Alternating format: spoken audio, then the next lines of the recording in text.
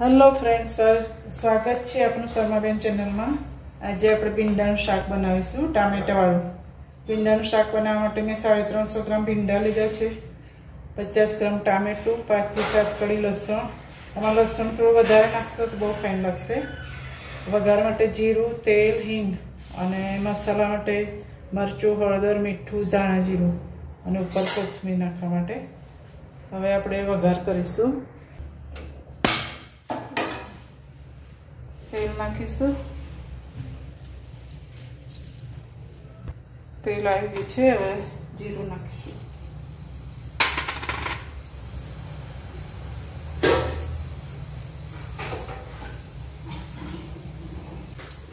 हवे लसण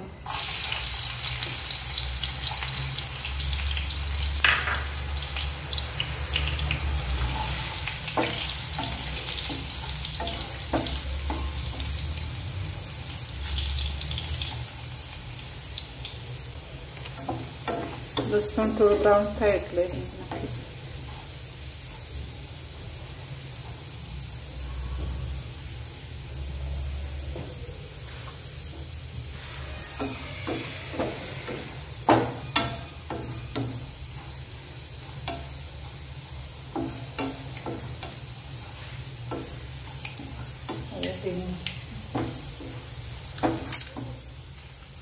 હવે ભીંડા નાખીશું।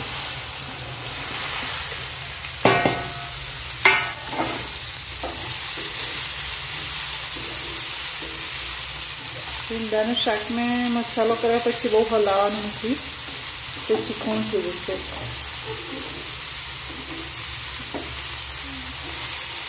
અને કાપતી વખતે એકદમ કોરા કરીને કાપવાનું છે।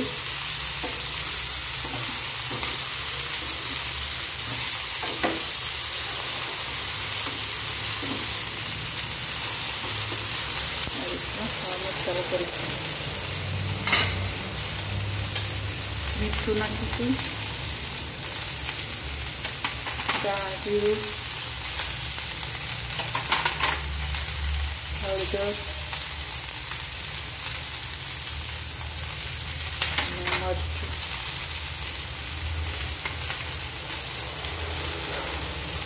अने લીલા મરચાં નાખીશું। थोड़ू चढ़वा आवे એટલે પછી ઉપર ટામેટું નાખીશું, એટલે ચીકણું બિલકુલ નથી। હવે સાતીનું કરીને ચડવા દઈશું।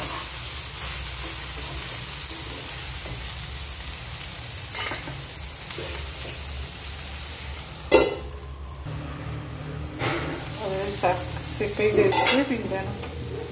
હવે ટામેટા નાખીશું। તમે જોઈ શકો છો ધીમો તાપ પહેલાં રાખવાનો છે એકદમ। અત્યારે મેં ફાસ્ટ કરે છે, પછી ધીમો કરી દો। હવે ટામેટા મૂકી દઈશું ઉપર, હલાવવાનું નથી, આમ જ ચડી જશે। થોડી કોથમીર નાખીશું।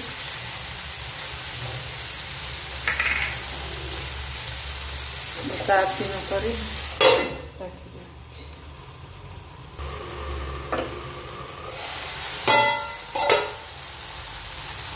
चढ़ी गई है, टामेटा पण चढ़ी गया है। तमे जोई सको छो फ्रेंड्स, जराय चीकणुं नहीं लागे।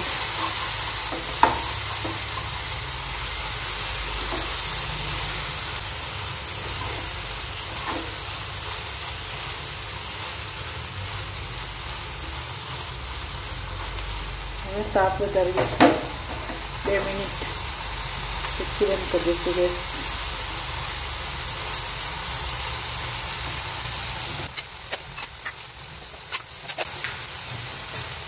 गैस बंद कर दीशुं। तैयार छे शाक भींडानुं। जो टामेटा नाख्या पछी जराय पण चीकणुं नथी, बीजा शाक जेवुं लागशे तमने। એટલે અડધું ચડી જાય પછી ટામેટા તમે આમ રાખી દેશો ને પછી લાવવાનું નથી, તો આ રીતના બનશે।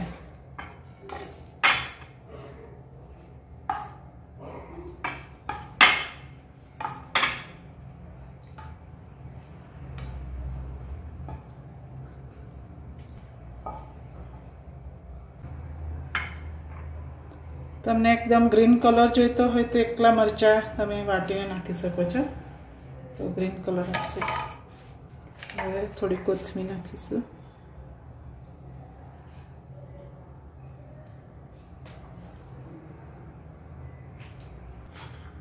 તો ફ્રેન્ડ, તૈયાર છે આપણું ભીંડાનું શાક. તો તમે ચોક્કસથી બનાવજો, અને મારી રેસીપી સારી લાગી હોય તો મારી ચેનલ સબસ્ક્રાઈબ કરજો, લાઈક કરજો અને શેર કરજો. Thank you so much for watching.